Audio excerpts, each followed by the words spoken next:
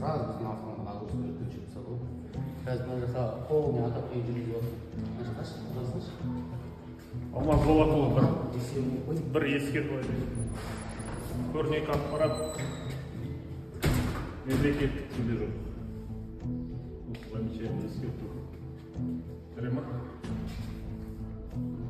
Мемлекеттік тілде.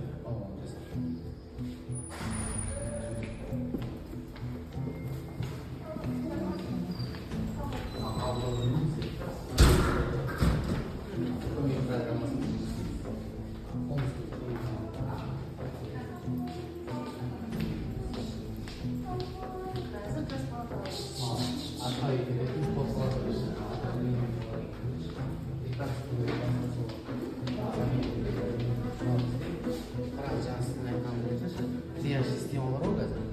Система бойынша бізде пик палата бұрын анекта болған. Енді оған отдельно оборудование, отдельно ремонт болып керек. Негізінде комиссиялар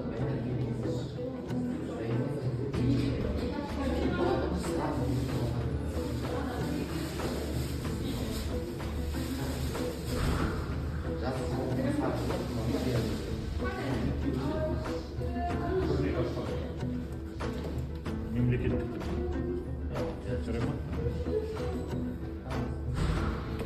Көрнекі ақпарат